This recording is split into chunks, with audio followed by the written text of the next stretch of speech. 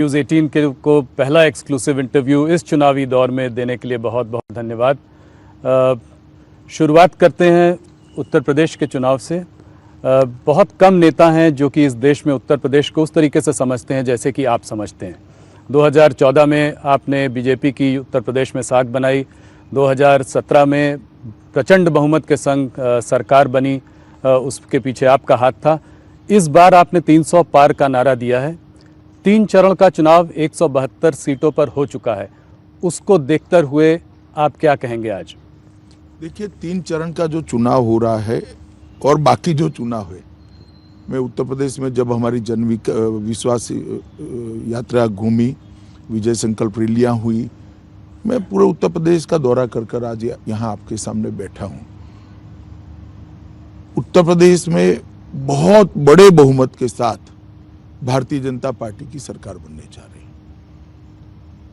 योगी जी के नेतृत्व में भारतीय जनता पार्टी उत्तर प्रदेश का जनता का मन जीतने में सफल हुई है और प्रधानमंत्री की लोकप्रियता 2013 दिसंबर से भी ज्यादा आज हम इसको महसूस कर रहे हैं।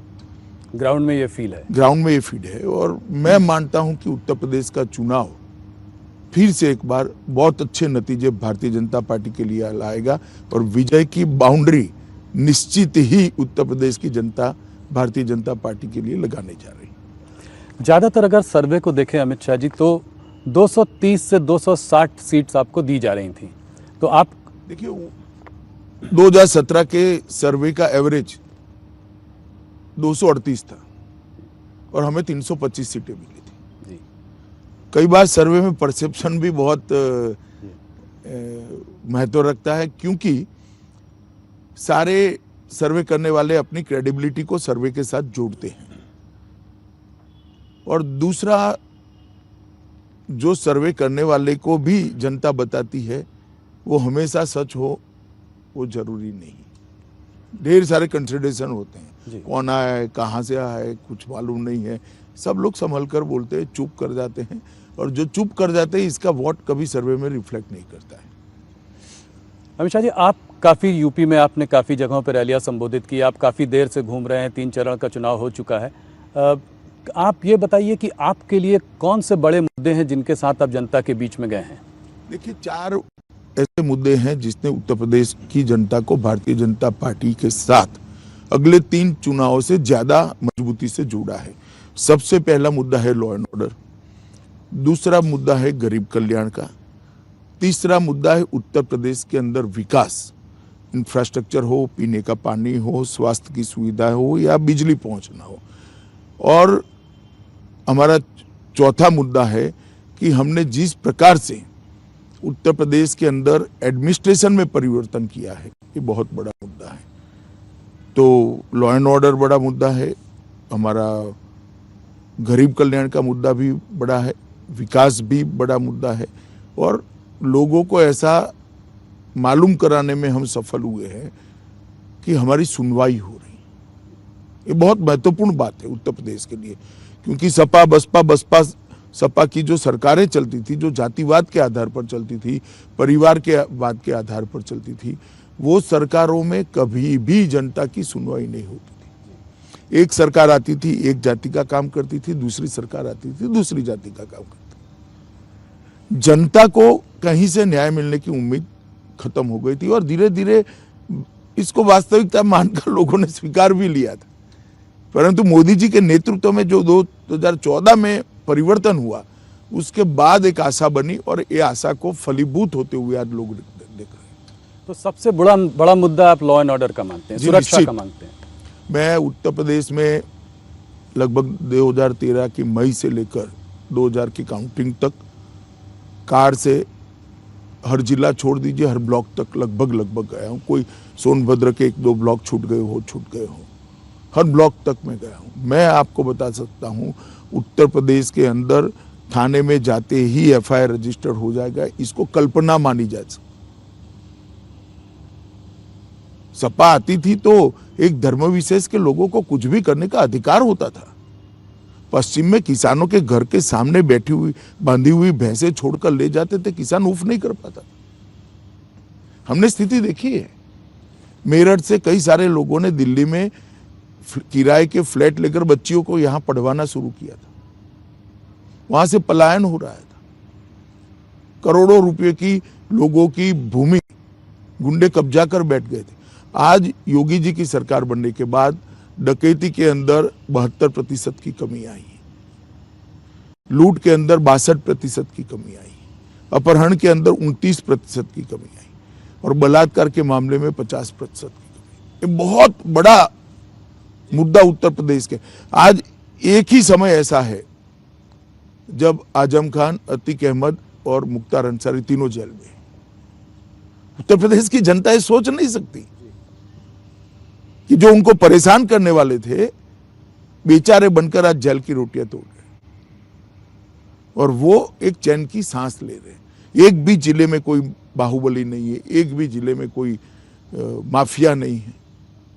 हर जनपद में माफिया हुआ करते थे और लगभग 2000 करोड़ की संपत्ति, सरकारी संपत्ति से, गरीबों की संपत्ति को अलग से 2000 करोड़ की संपत्ति ये माफियाओं ने कब्जाई थी। इसको हमने मुक्त कराने का काम किया।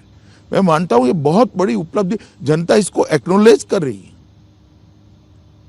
आज कानपुर शहर में रात को 12 बजे मैंने बच्चियों को स्कूटी पर जाते हुए देखा है, मन को बड़ा संतोष होता है। मैं कुछ दिन पहले की बात करता हूं, मैं एक होटल में ठहरा था, उसकी खिड़की से रात को 12 साढ़े 12 बजे मैं रोड देख रहा था। कई बच्चियां स्कूटी लेकर कानपुर में रात को 12 बजे अकेली जा रही थी। तो मैं मानता हूं ये बहुत बड़ा मुद्दा है और जनता इसको एक्नॉलेज कर रही है और वोट में कन्वर्ट भी हो रहा है। तो ये लॉ एंड ऑर्डर का मुद्दा बहुत बड़ा है। अभी जो है प्रधानमंत्री ने एक टेररिज्म का मुद्दा उठाया है। आज हरदोई से उन्होंने बोला, अभी अहमदाबाद में ब्लास्ट केस हुए तो उसमें 38 लोगों को फांसी की सज़ा और करीब 11 लोगों को आजीवन कारावास हुआ है। आज उन्होंने हरदोई से इस बात को उठाया और उन्होंने कहा कि सपा और बासपा के राज में इन टेररिस्ट लोगों को छोड़ दिया जाता था। नहीं, 11 ऐसे मामले हैं जी सपा बसपा के राज में जिसमें पोटा और यूएपीए लगाया था, उसको विड्रॉ कर लिया गया, जिसमें संकट मोचन के बम ब्लास्ट से लेके बहुत सारे मामले सेंसिटिव टाइप। आप देश की सुरक्षा के लिए क्या सोच रखते हो, उसका जवाब उत्तर प्रदेश की जनता को सपा बसपा ने देना पड़ेगा।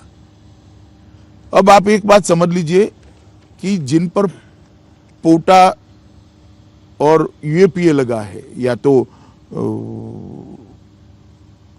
आतंकवाद विरोधी कानूने लगे, वो हटाकर केस को हल्का कर आप किसकी मदद करना चाहते हो और क्यों करना चाहते हो? सिर्फ और सिर्फ वोट बैंक के लिए? तो क्या बाकी के लोगों के वोट नहीं है? जो विक्टिम है उनके वोट नहीं है?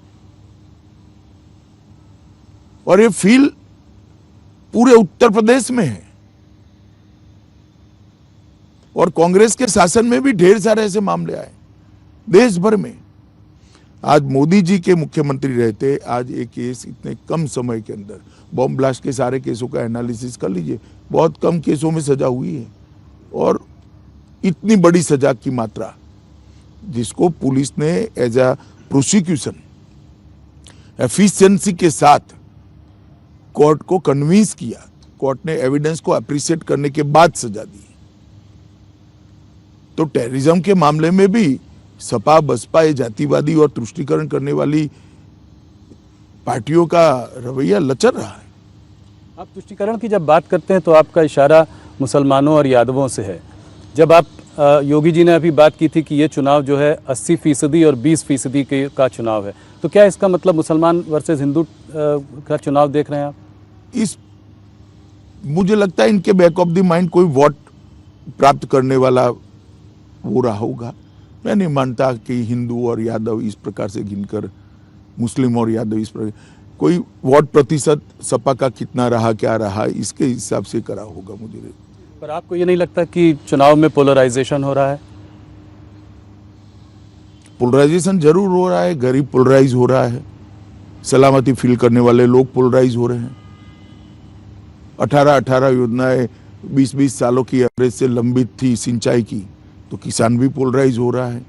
ढेर सारे किसानों को आज किसान कल्याण निधि का पैसा मिल रहा है, 23,000 करोड़ रुपया मिला है, तो वो पोलराइज हो रहे हैं।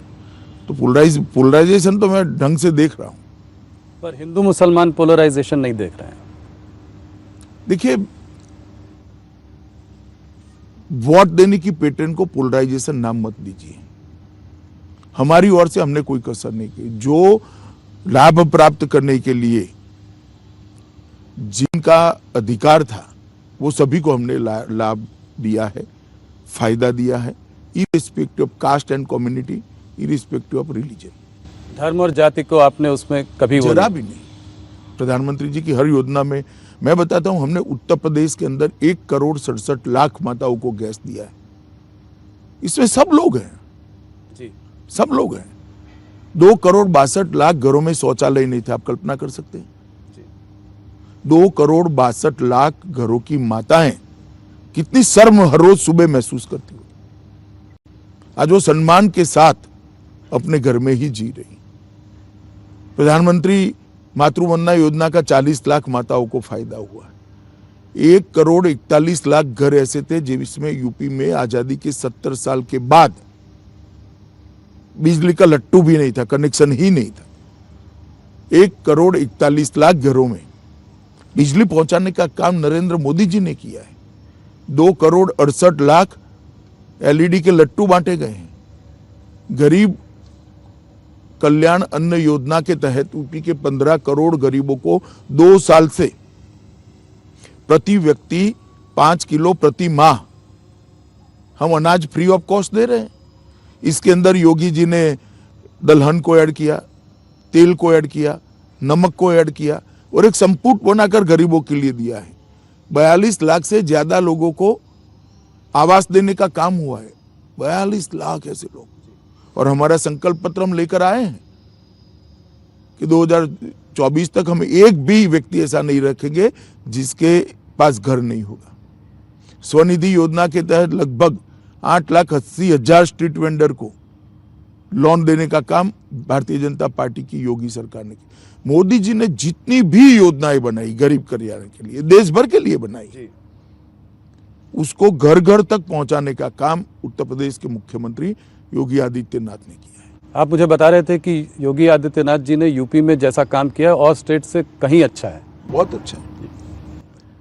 मैं आपसे इसी रिलेटेड सवाल एक पूछना चाहता हूं। मेरे दिमाग, मैंने योगी जी से भी ये सवाल पूछा था कि सबका साथ सबका विकास बात करने वाली पार्टी मोदी जी का ये नारा है, आपका नारा है, योगी जी का नारा है।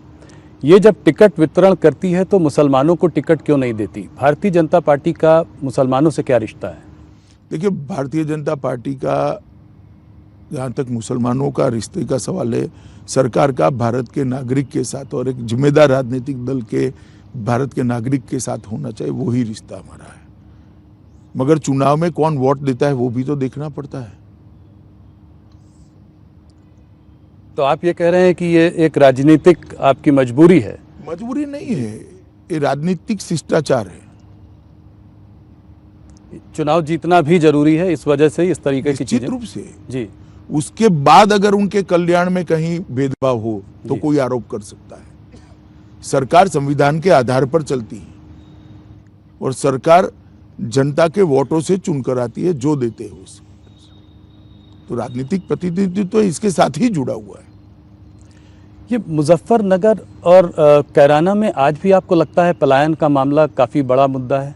आपको लगता है कि परिस्थितियां मुद्दा तो आज भी है जी। मगर अब मुद्दा ये है कि जो आए हैं वो शांति से जी रहे हैं और जाना नहीं पड़ रहा है। तो परिस्थितियां बहुत बदली हैं। बदली है परिस्थितियां। देखिए, सबसे बड़ी उपलब्धि भारतीय जनता पार्टी की, योगी सरकार की उपलब्धि ये है कि उत्तर प्रदेश में राजनीति का अपराधीकरण हो गया था और एडमिनिस्ट्रेशन का राजनीतिकरण हुआ था। भारतीय जनता पार्टी की सरकार आने के बाद, योगी आदित्यनाथ के मुख्यमंत्री बनने के बाद आज ना राजनीति का अपराधीकरण भी है, अपराधीकरण नहीं है जी। और ना एडमिनिस्ट्रेशन का राजनीतिकरण है। ये दोनों चीजों को, जो नासूर थे लोकतंत्र के लिए, लोक कल्याण के लिए, ये दोनों चीजों को हम रिमूव करने में हम सफल हुए हैं। मोदी जी के राष्ट्रीय स्तर पर उद्भव के बाद परिवारवादी, जातिवादी और तुष्टीकरणवादी राजनीति समाप्त हो गई है और उसकी जगह पॉलिटिक्स ऑफ परफॉर्मेंस ने ली है। जो परफॉर्म करेगा जनता उसको चुनकर लाएगी। मैं आपको बताता हूं, उत्तर प्रदेश में 15 साल के सपा बसपा के शासन के बाद उत्तर प्रदेश की व्यवस्था 8वें 9वें नंबर पर अर्थव्यवस्था देश में थी। 22 करोड़ का सूबा है, सबसे ज्यादा भूमि है, सबसे ज्यादा आबादी है, मगर अर्थव्यवस्था 8वें 9वें नंबर पर थी। 22 करोड़ लोगों का खाना पीना रहन सहन भी गिन लो तो अर्थव्यवस्था 1 नंबर पर होनी थी, मगर नहीं थी। 5 ही साल में 8वें 9वें स्थान पर से हम इसको देश की दूसरे नंबर की बड़ी अर्थव्यवस्था बनाए। मुझे विश्वास है 2 साल के अंदर ही फिर से भारतीय जनता पार्टी की सरकार बनने के बाद इसको हम 1 नंबर पर ले जाएंगे। ये बहुत बड़ी उपलब्धि है। प्रदेश का जीडीपी 10,90,000 करोड़ था, आज प्रदेश का जीडीपी 21,31,000 करोड़। एक 5 साल के कालखंड में हमने उसको 2 गुना करा है। ईज ऑफ डूइंग बिजनेस में 14वें स्थान पर थे, आज दूसरे स्थान पर है। बेरोजगारी की दर 17.3% थी, आज 4.1% है। और लगभग 1,61,00,000 नौकरियों के, रोजगार के नए मौके जनरेट हुए। ये बहुत बड़ी उपलब्धि है भाई। आपने ये आंकड़े बताए तो अखिलेश जी कहते हैं कि भारतीय जनता पार्टी मुद्दों से भटक रही है, बात करती है तुष्टीकरण की, जबकि बात करनी चाहिए महंगाई और बेरोजगारी की। देख ही लेंगे इंटरव्यू, अखिलेश जी आंकड़ों के आधार पर इसका जवाब दें जी कि हम मुद्दों से भटके हैं या वो भटके हैं। महंगाई का मामला भी वो उठाते हैं। महंगाई का मामला देखिए, कोविड के पास जो परिस्थिति हुई है, इसमें विश्व भर के अंदर महंगाई है, कुछ मात्रा में यहाँ पर भी है, परंतु मोदी जी ने इसको बहुत नियंत्रित करने में सफलता प्राप्त करी और एक टेम्पररी फेस है। मोदी सरकार के 7.5 साल का कालखंड देख लीजिए, 6 साल तक महंगाई को हमने नियंत्रित कर रखा है। कोविड के आने के बाद वैश्विक स्थिति जो हुई है विश्व के बाजारों की, आज कोई भी चीज विश्व से आती है वो इतनी महंगी होकर आती है, इसका रिफ्लेक्शन यहां पड़ता ही है, परंतु ये टेम्पररी फेस है। एक और मुद्दा जो इस चुनाव में कर्नाटका से होते हुए हमारे पास आ गया है वो है हिजाब का मुद्दा। क्या आप मानते हैं कि मुसलमान औरतों लड़कियों के लिए ये हिजाब का मुद्दा जायज़ मुद्दा है? क्या रिलीजियस राइट जो हैं वो इंस्टीट्यूशंस में, मतलब स्कूल्स में, इंस्टीट्यूशंस में इनका एक प्राथमिकता होनी चाहिए, वो ओवरराइड कर सकती हैं? देखिए, मेरा व्यक्तिगत मानना है जी कि स्कूल के ड्रेस कोड को सभी धर्म के लोगों ने अपनाना चाहिए और मामला अब कोर्ट में है, कोर्ट ने अभी स्टे दिया है, कोर्ट सुनवाई कर रही है, अदालत का जो फैसला है वो सबने मानना चाहिए। देश को अल्टीमेटली संविधान के आधार पर चलाना चाहते हैं या व्यूम्स के आधार पर चलाना, वो तय करना पड़ेगा। मेरी व्यक्तिगत मान्यता तब तक ही रहती है जब अदालत फैसला नहीं करती। एक बार अदालत फैसला करती है तो फिर मुझे भी इसको स्वीकार करना चाहिए, सबने इसको स्वीकार। परंतु मैं व्यक्तिगत रूप से मानता हूं कि स्कूल के ड्रेस कोड और स्कूल के यूनिफॉर्म के हिसाब से ही सभी बच्चों ने वहां पढ़ाई लिखाई से ऊपर रखना चाहिए। मगर एक चीज और है कि आपको क्या इसमें कोई साजिश दिखाई देती है? कैंपस फ्रंट ऑफ इंडिया के लोग इस पे सक्रिय हैं, कोई ढेर सारे लोग सक्रिय हैं, मगर मैं इतना बताता हूं जी कि इनकी मंशा सफल नहीं होगी। कोर्ट का जजमेंट आने के बाद देश की जनता इसको स्वीकार करेगी। थोड़ी सी बात यूपी की राजनीति की और करना चाहूँगा। आपने जब शुरुआत की कैंपेन में यूपी के पहले 3 चरणों के पहले जब आप मैदान में आए तो आपने जयंत चौधरी की तरफ जो है बहुत डोरे डाले, दाने डाले और कहा कि वो आदमी तो अच्छे हैं मगर गलत पार्टी में है, गलत गठबंधन में है। क्या आज भी आप ये बात कहेंगे? आपके पास कोई रिकॉर्डिंग है इसकी?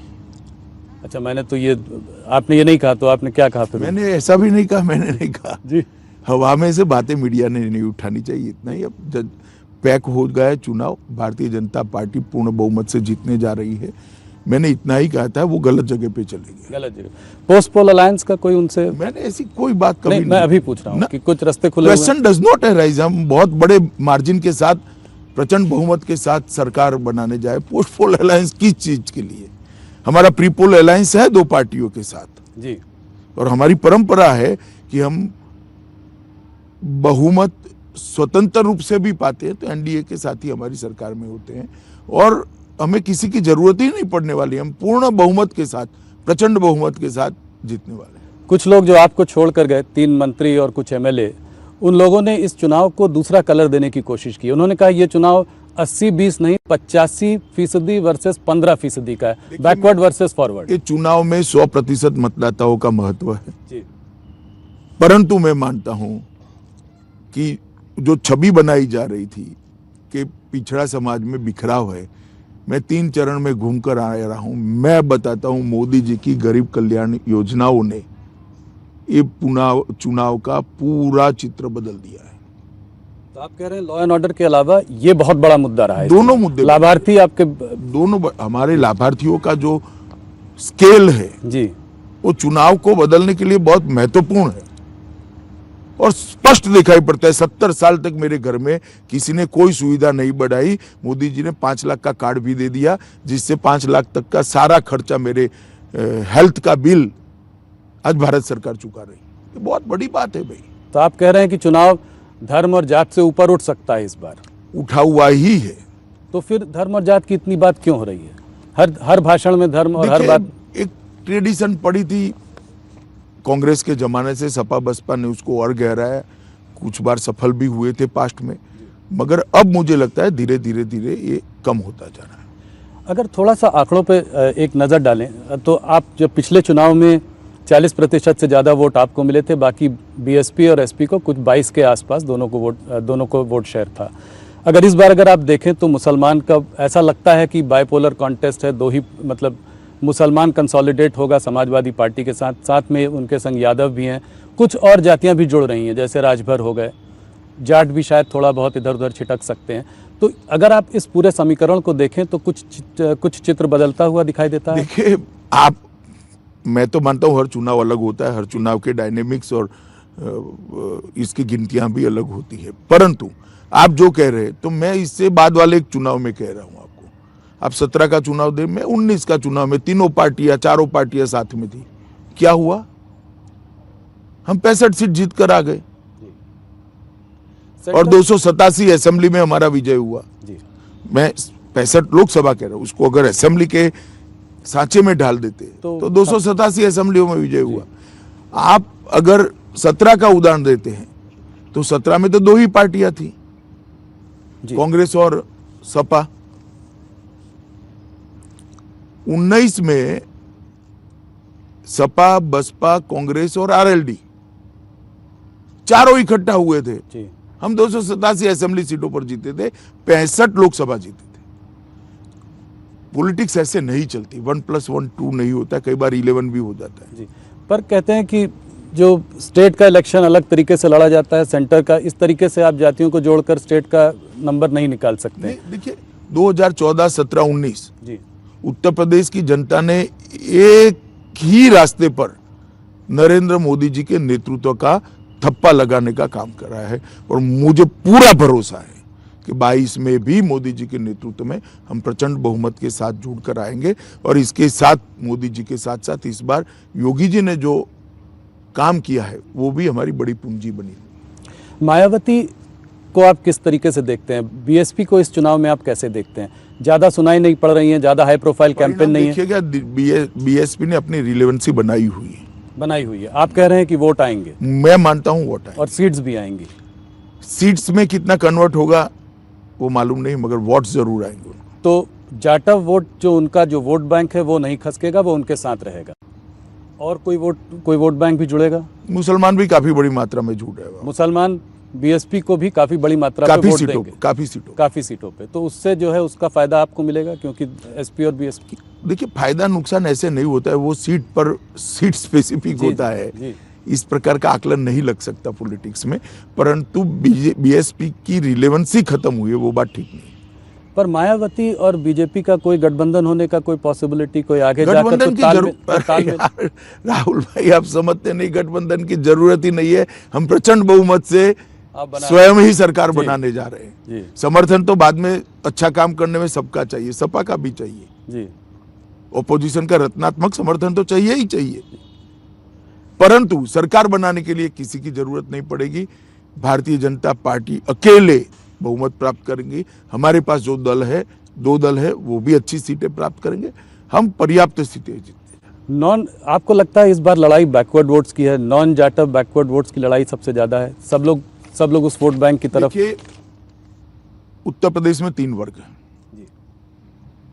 एक, गरीब कल्याण की हमारी योजनाओं ने सबसे गरीब व्यक्ति को भाजपा के साथ जोड़ा है। जो मध्यम वर्गीय लोग थे वो कानून और व्यवस्था और सुख चैन की जिंदगी के कारण भाजपा के साथ जुड़े, और जिनको एक अच्छा खासा, जिन्होंने जीवन में सफलता प्राप्त की है, आर्थिक स्थिति भी अच्छी है, ये सारा वर्ग उत्तर प्रदेश के विकास और इंडस्ट्रियल डेवलपमेंट जो हो रहा है, इसके कारण हमारे साथ। मैं किसानों की पहले एक बात कर लूं। लगभग 86 लाख किसानों का हमने ऋण माफी किया था और 35,000 करोड़ का ऋण माफ किया था। लगभग आप 435 लाख मैट्रिक टन खाद्यान्न हमने खरीदा है, किसानों से खरीदा है, और 80,000 करोड़ का भुगतान डायरेक्ट उसके बैंक अकाउंट में किया है। 2 करोड़ 84 लाख किसानों को प्रधानमंत्री किसान सम्मान निधि सीधी इनके बैंक अकाउंट में जाती है, हर साल 6,000 रुपया, और 32,500 करोड़ रुपया आज तक मोदी जी ट्रांसफर कर चुके हैं। प्रधानमंत्री किसान फसल बीमा योजना के तहत 25,60,000 किसानों को लगभग 2,200 करोड़ रुपया का भुगतान हो गया है, और लगभग 4,72,000 करोड़ रुपया फसली ऋण जो शॉर्ट टर्म होता है, हर फसल के लिए होता है, उसको हमने पहुंचाया है। लगभग 2 करोड़ किसानों को किसान क्रेडिट कार्ड पहुंचा है।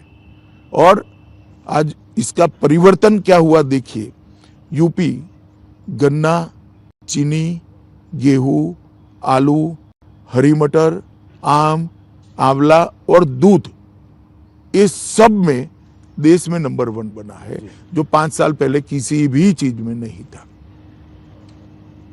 अब अखिलेश जी कह रहे हैं कि मुद्दों से भटक रहे। भैया, हम तो नहीं भटक रहे, आप इसका जवाब दो। आपके समय में गन्ने का प्रदेश होने के बावजूद भी क्यों नंबर 1 नहीं थे? दूध का उत्पादन इतना ठेठ पानी होने के बावजूद भी क्यों नंबर 1 नहीं थे? गेहूं में क्यों नंबर 1 नहीं थे? आप बताओ।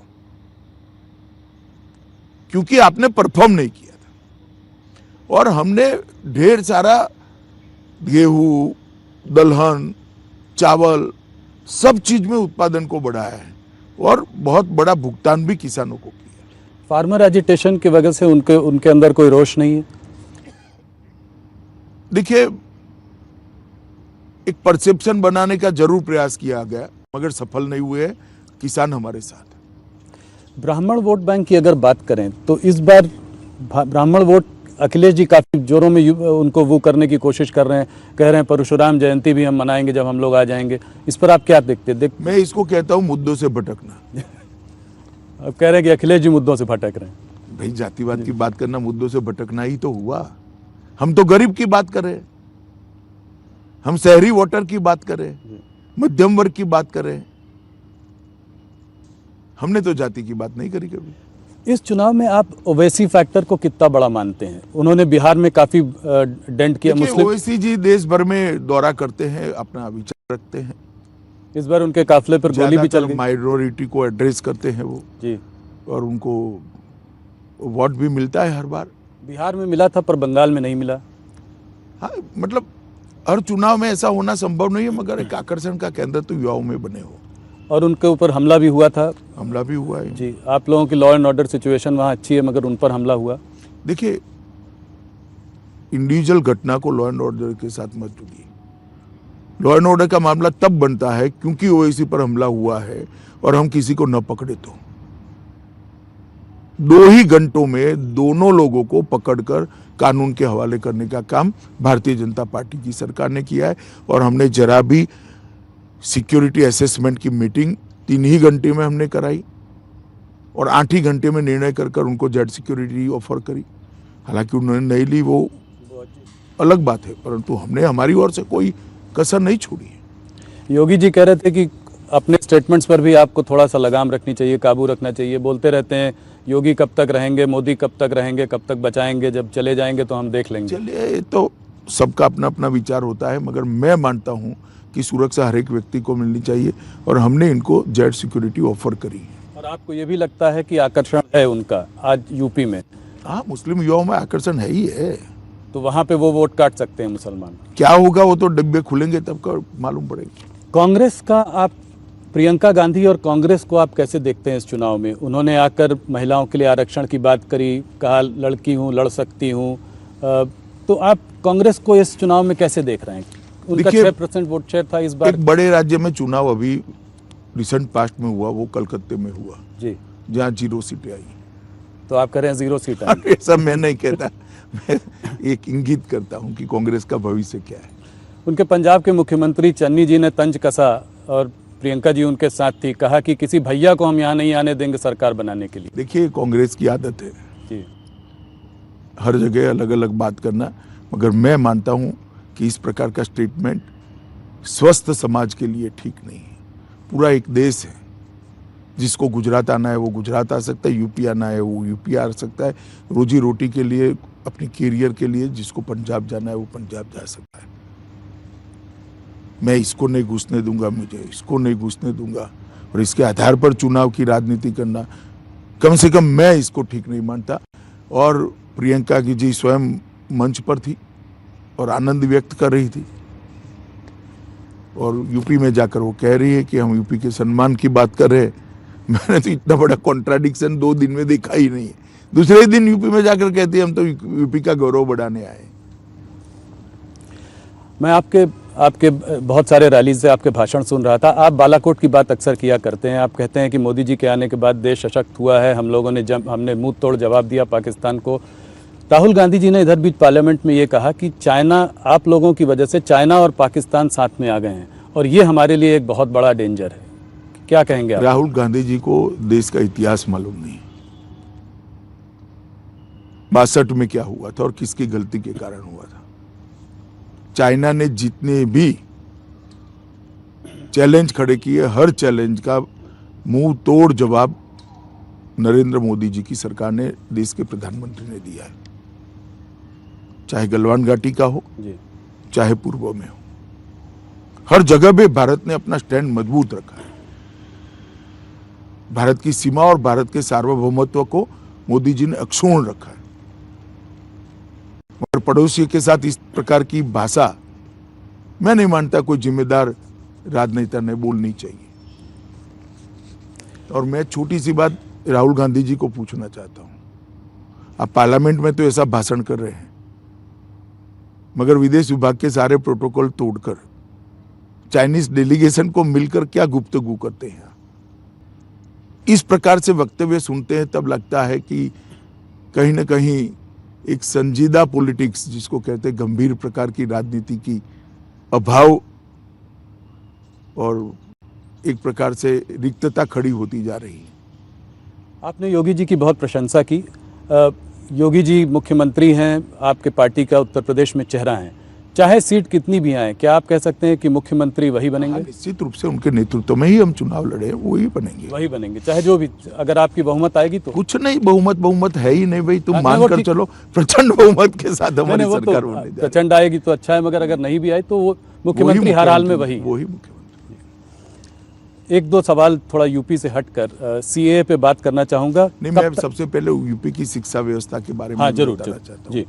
यूपी एक ऐसा प्रदेश है जहाँ देश के सबसे ज्यादा युवा बसते हैं।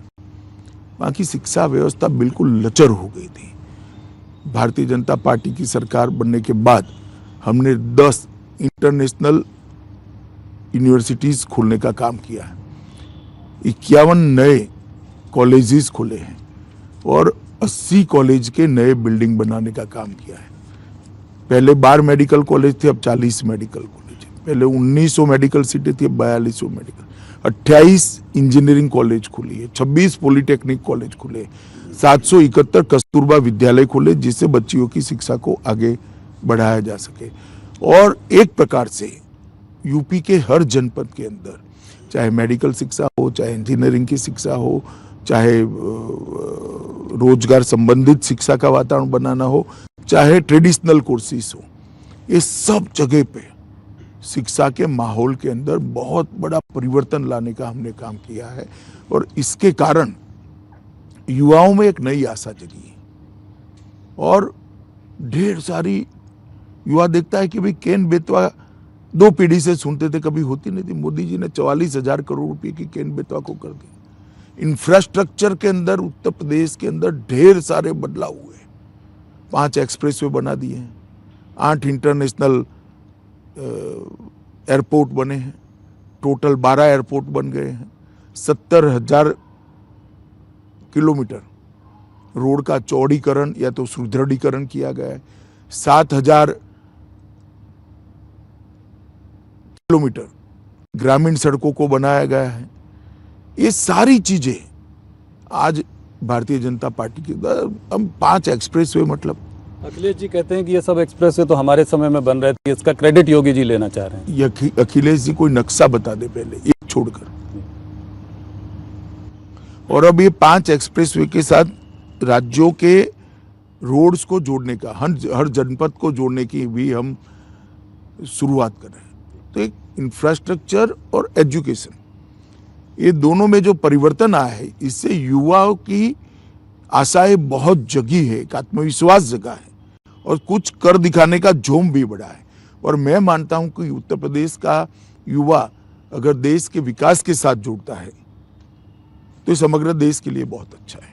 अमित शाह जी, पंजाब की अगर और थोड़ा सा देखें, उसके चुनाव की तरफ थोड़ा नज़र डालें, वहाँ पे मतदान हो चुका है, आज मतदान हो चुका है। क्या लगता है आपको, कैप्टन अमरिंदर और सुखदेव सिंह ढींसा जी के संग साथ में जो आपने मिलकर वहाँ पे लड़ाई लड़ी, कैसे देखते हैं आप उसको? क्या आप पंजाब के चुनाव का आकलन ज्योतिषियों के अलावा कोई नहीं कर सकता। बड़ा विचित्र प्रकार का चुनाव हुआ है, मगर हम आशावादी है कि हमने बहुत अच्छे से चुनाव को लड़ा है। फार्मर एजिटेशन में का खामियाजा सबसे ज़्यादा आपको उधर भुगतना पड़ा। वैसे भी आप ज़्यादा सीटों पे अभी तक लड़ते नहीं थे अकाली दल की वजह से। मैं पंजाब में 9 रैली कर आया हूँ जी। मैं आपको बताता हूँ, वहाँ सुरक्षा भी एक बहुत बड़ा मुद्दा है, सीमांत प्रदेश है और मोदी जी को जिस तरह से भाषण करने से रोका गया, वो भी बहुत बड़ा मुद्दा है। उसकी वजह से आपको लगता है कि कुछ हमें सफलता मिलेगी, कितनी मात्रा में मिलेगी, कैसी मिलेगी, वो तो डिब्बा खिलने के बाद ही मालूम पड़ेगा। सर्वे जो है आम आदमी पार्टी और कांग्रेस को आगे दिखा रहे हैं, लगता है आपको कि इनमें से किसी की सरकार बन सकती है? मैं अभी भी कहता हूं कि कोई सर्वे पंजाब की स्थिति में नहीं, सर्वे करने की स्थिति में नहीं होगा। अगर हंग असेंबली होगी तो क्या होगा? आपको प्रेसिडेंट रूल का कुछ वहाँ पे नहीं, वो आंकड़ों पर निर्भर करता है। अगर कोई 2-3 लोग मिलकर बना लेते हैं तो अच्छा है। गठबंधन की सरकार इस देश में चली ही है। चन्नी जी ने आपको एक चिट्ठी लिखी थी जिसका आपने अभी 2-3 दिन पहले जवाब भी दिया। क्या आपकी सरकार ये मानती है कि सिख अलगाववादी जो हैं उनका आम आदमी पार्टी और अरविंद केजरीवाल के संग कोई साठगांठ है? आम आदमी पार्टी या अरविंद केजरीवाल जी छोड़ो जी, किसी भी दल का अलगाववादी और टेररिस्ट ग्रुपों के साथ साठगांठ और उसका चुनावी उपयोग, वो बड़ी गंभीर बात है और कोई सरकार उसको हल्के से नहीं ले सकती, हम भी नहीं ले सकते। हम जरूर इसकी जांच कराएंगे। तो आपको लगता है कि ऐसा हो रहा है, क्योंकि आपने चिट्ठी का जवाब दिया है? देखिए, एक मुख्यमंत्री जब चिट्ठी लिखते हैं, चुनी हुई सरकार के मुख्यमंत्री जी, तो उसको हल्के से लेने का मेरे पास कोई कारण नहीं है, बाकी तो जांच में आएगा। उत्तराखंड में आपको क्या लगता है, कांटे की टक्कर दिखाई दे रही है? कांग्रेस कह रही है कि वो सरकार बना रहे हैं, आप कैसे निश्चित रूप से भाजपा की सरकार बन जाएगी, अच्छी सरकार बनेगी। धामी जी ने बहुत अल्प कालखंड के अंदर बहुत अच्छा काम किया। इन टोटो 5 साल में उत्तराखंड के अंदर 4 धाम के प्रोजेक्ट्स हो या बिजली के प्रोजेक्ट्स हो, ढेर सारे काम हुए और गरीब कल्याण वहाँ पर भी बहुत बड़ा मुद्दा है। कुछ आपने तीन मुख्यमंत्री रहे इस 5 सालों में, कुछ आपके बड़े नेता छटक के कांग्रेस की ओर गए, इसका कोई नुकसान हो सकता है? होता ही है, मगर एक पॉजिटिव वोट बैंक भी बड़ी जनरेट हुई। सरकार आप अच्छी बहुमत से बनाएंगे? विश्वास के साथ मैं कहता हूं अच्छे बहुमत से सरकार। गोवा को आप कैसे देखते हैं? गोवा में भी हमारा परफॉर्मेंस बहुत अच्छा है, स्थिति में हम सुधार करेंगे। गत चुनाव से हमें ज्यादा सीटें मिलेगी। पिछली बार तो कम सीटें होते हुए भी सरकार आपने ही बनाई थी। इतनी कम नहीं थी जी, मगर कम थी। इस बार हम स्थिति में बहुत सुधार करेंगे और सरकार आपकी बनेगी। सरकार हमारी बनेगी और मणिपुर में भी बहुत अच्छा चुनाव हमारे लोग लड़ रहे हैं। 5 साल में मणिपुर में एक भी बार बंद नहीं हुआ है, ब्लॉकेड नहीं हुआ है, टेररिस्ट एक्टिविटी को कंट्रोल करने के अंदर हम सफल हुए हैं। और मणिपुर में डेवलपमेंट के काम भी पहली बार पहाड़ के लोग कह रहे हैं कि पहाड़ पर किसी एक सरकार ने डेवलपमेंट किया है तो भारतीय जनता पार्टी की बीरेन्द्र सिंह सरकार ने डेवलपमेंट किया है। पहाड़ पर हमें बहुत अच्छा इस बार समर्थन मिलने का मैं आशा रखता हूँ। अमित शाह जी, आपने बहुत दिनों बाद हम लोगों को इंटरव्यू दिया है, तो इसलिए मैं आपको 2-3 सवाल और पूछकर ही जाने दूंगा।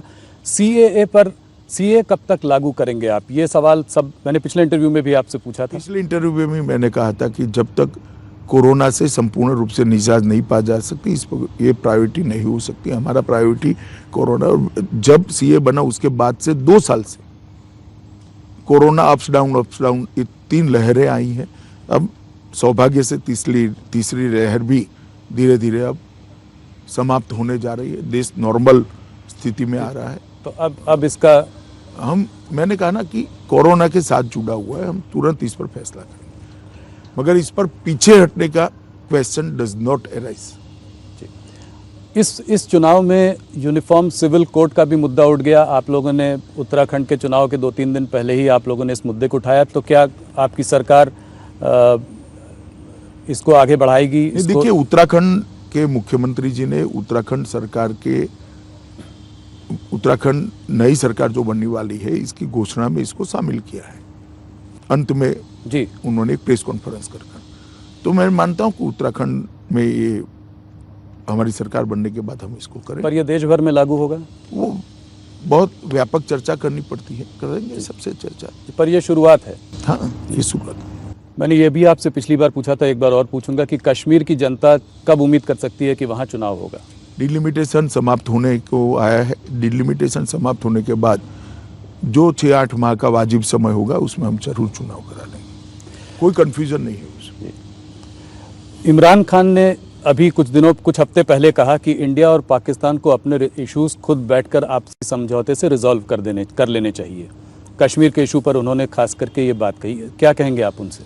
देखिए, मेरा तो बहुत स्पष्ट मानना है कि कश्मीर भारत का अभिन्न अंग है और इस पर क्या चर्चा हो सकती है। तो आप कह रहे हैं कि इस पर चर्चा का कोई, ये पोजीशन है, देश की पोजीशन है, पार्लियामेंट में ली हुई पोजीशन है, और एक सरकार ने नहीं, अनेक सरकारों ने पोजीशन ली कि कश्मीर देश का अभिन्न अंग है।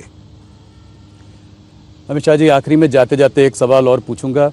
क्या आपको ऐसा लगता है कि जैसे जैसे चुनाव होते जा रहे हैं एक डिस्कोर्स का स्तर जो है गिरता जा रहा है? आज मुझे किसी ने व्हाट्सएप में फॉरवर्ड किया कि अखिलेश यादव जी, कोई एक कुत्ता जो है एक रैली में आ गया, अखिलेश यादव की रैली में आ गया, और उन्होंने कहा कि अरे जाने दो, ये भारतीय जनता पार्टी का ही आदमी है। भारतीय जनता पार्टी के नेताओं ने भी इस तरह के बहुत कभी कभी ऐसे शब्द इस्तेमाल किए हैं। क्या आपको लगता है ये लोकतंत्र के लिए अच्छा है, हमारे देश के लिए अच्छा है? जरा भी अच्छा नहीं है, मगर जब कांटे की टक्कर होती है, इस प्रकार की चीजें होती है, संयम, सबने संयम बरतना चाहिए। अमित शाह जी, बहुत बहुत धन्यवाद आपका, आपने अपना समय दिया, हमें पहला इंटरव्यू दिया इस चुनावी दौर में। बहुत दिनों बाद आपसे बात हुई, बहुत बहुत धन्यवाद। धन्यवाद।